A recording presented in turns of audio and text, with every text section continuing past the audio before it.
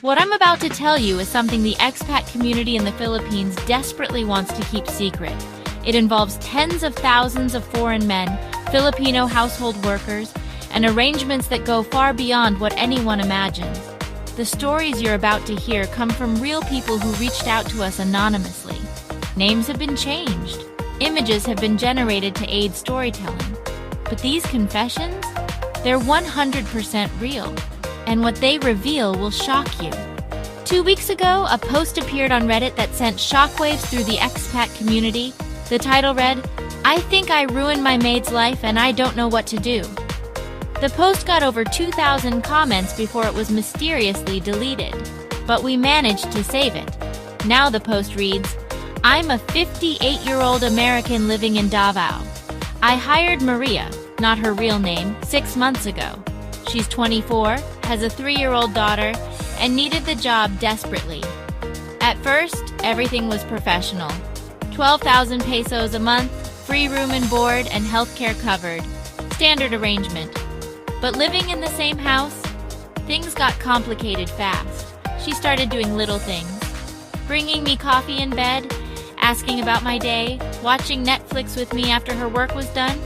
Then one night, she asked if I was lonely. I said yes. She said she was too. What happened next changed everything. The post ended there. But the comments? That's where the real story began. Let me give you some numbers that will blow your mind. There are over 300,000 registered foreign residents in the Philippines. That's not counting tourists on extended stays.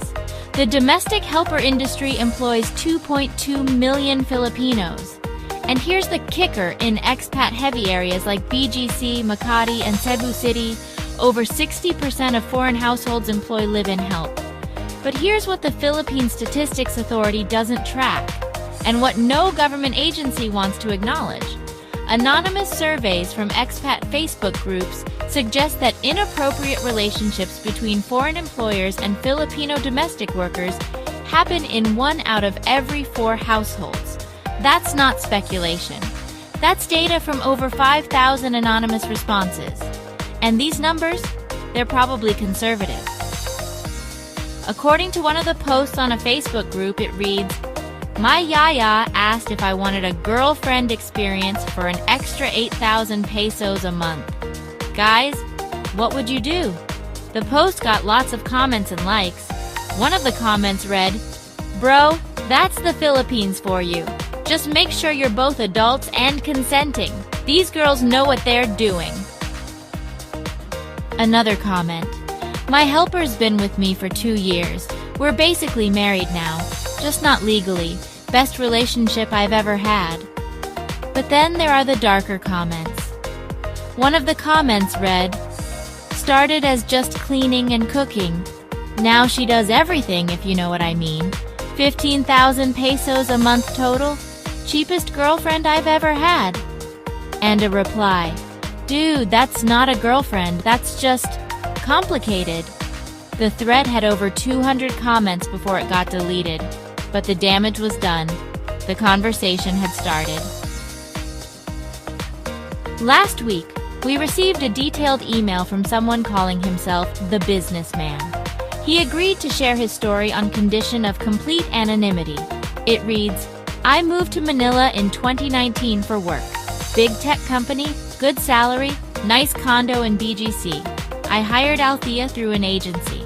28 years old, college graduate, spoke perfect English.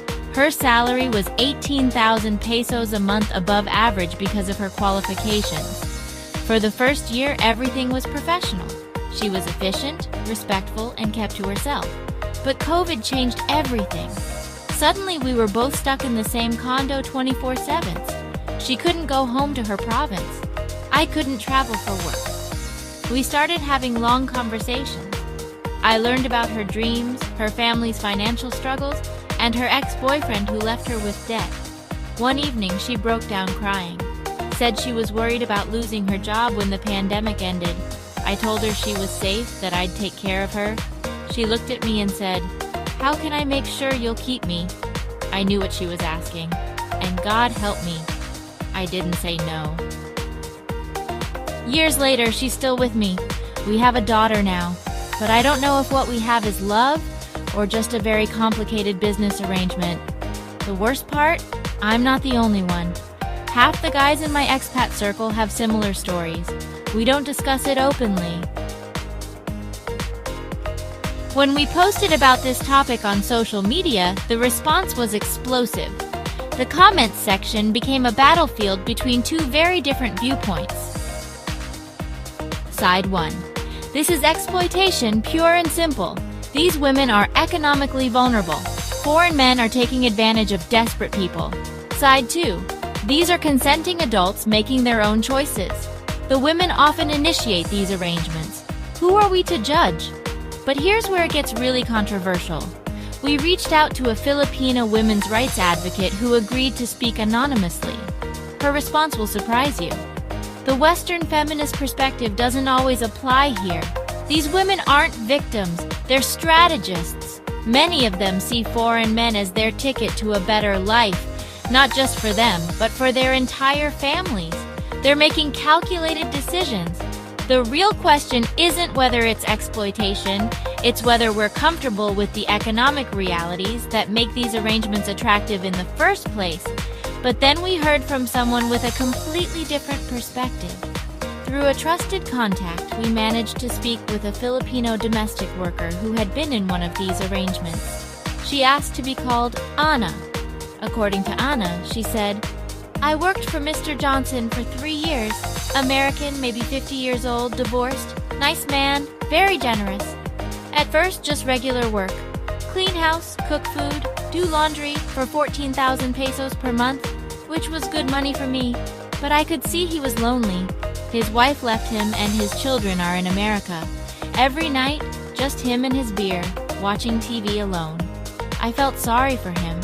And honestly, I was thinking about my future too. So I started joining him for dinner, watching movies together, just talking. He was kind to me, treated me like a person, not just a helper. One night, he asked if I wanted to visit his room. I said yes. Some people will say he took advantage of me. But that's not true. I made that choice. For 2 years, we lived like a couple. He gave me extra money, bought me nice things, and even sent money to my family in Mindanao. But I always knew it wasn't real love. For him, I was convenient. For me, he was security. When he got a girlfriend, a foreign woman from his own country, he ended things with me immediately. He gave me 50,000 pesos in severance pay and helped me find another job. Was I hurt? Yes. But was I surprised? No. I used that money to start a small business. Now I have my own life, my own choices. Some would say he used me, but I used him too. Now, before we continue with the video, I'd really need to ask you for a favor. If you're getting value, please consider liking this video. This really means a lot to me. I appreciate every single like on this video. Thank you. But not all these stories have neat endings. When we dug deeper, we found cases that went very, very wrong. Case 1. An American expat in Bohol was accused by his former maid of sexual harassment after he refused to continue their arrangement. The case is still in court, and his reputation in the expat community is destroyed. Case 2. A British retiree in Dumaguete got his 22-year-old helper pregnant, then disappeared when she asked him to marry her. She's now raising the child alone while he's back in the UK. Case 3. A German businessman discovered his live-in helper was secretly recording their intimate encounters, apparently planning to use the footage for blackmail. These aren't isolated incidents. Our research found dozens of similar cases that never made it to the news. But here's the most disturbing part. For every case that goes public, there are probably 10 that don't. The power imbalance means that when things go wrong, it's usually the Filipino worker who suffers in silence. To understand why these arrangements happen, you need to understand the economics. The average Filipino domestic helper earns between 5,000 pesos to 15,000 pesos per month. That's $90 to $270 USD. Compare that to the average expat income, $2,000 to $8,000 per month. A single month of an expat's salary equals a full year of a helper's wages. But here's where it gets really complex.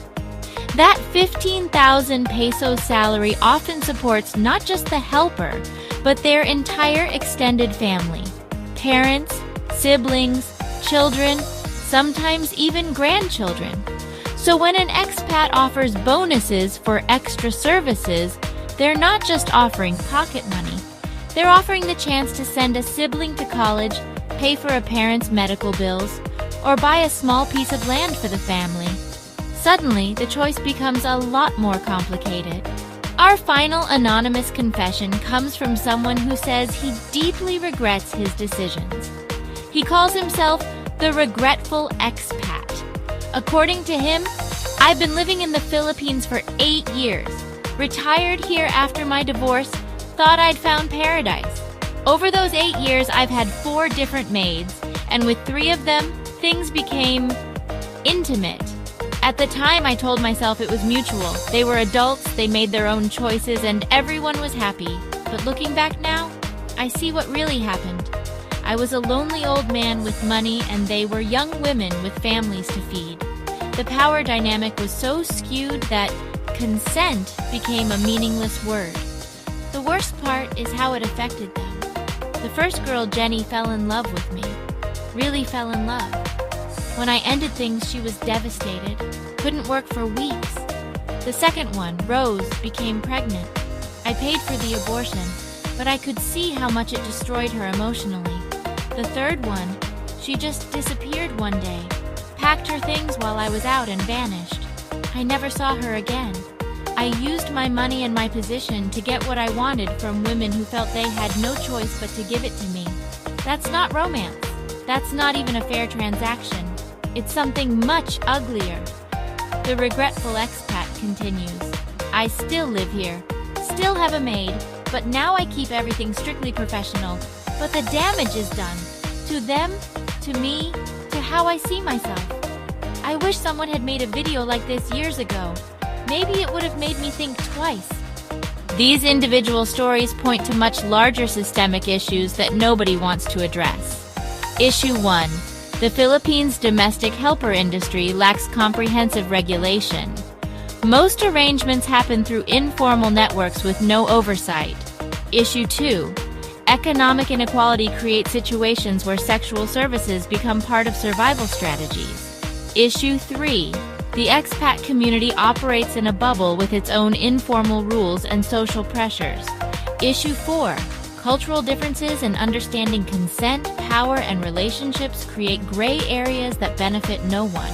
But here's what makes this even more complicated. This isn't just a Philippine problem.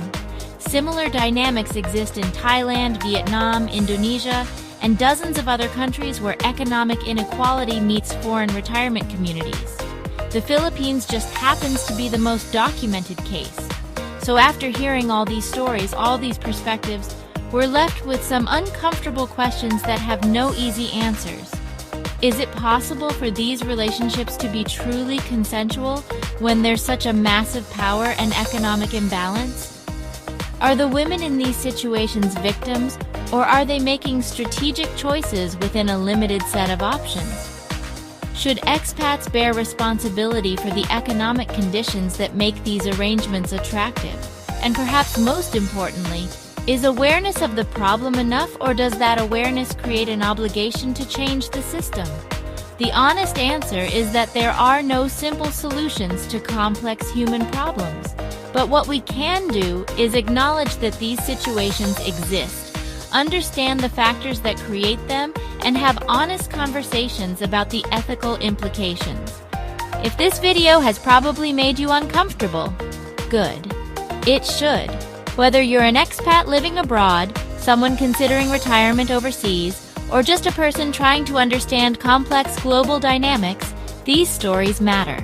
They reveal uncomfortable truths about power, money, survival, and human connection in our interconnected world. So here's what I want you to do. First, if you found this content eye-opening, smash that like button and subscribe. Second, share your thoughts in the comments. But keep it respectful. These are real people's lives we're discussing. Third, If you have your own anonymous story to share, whether you're an expat, a domestic worker, or someone who's witnessed these dynamics, reach out to us. Your story could help others understand these complex situations better. And finally, share this video. Not because it's entertaining, but because these conversations need to happen. The only way to address complex problems is to first acknowledge they exist. The truth isn't always comfortable, but it's always necessary. Thanks for watching, and remember, behind every statistic is a human story.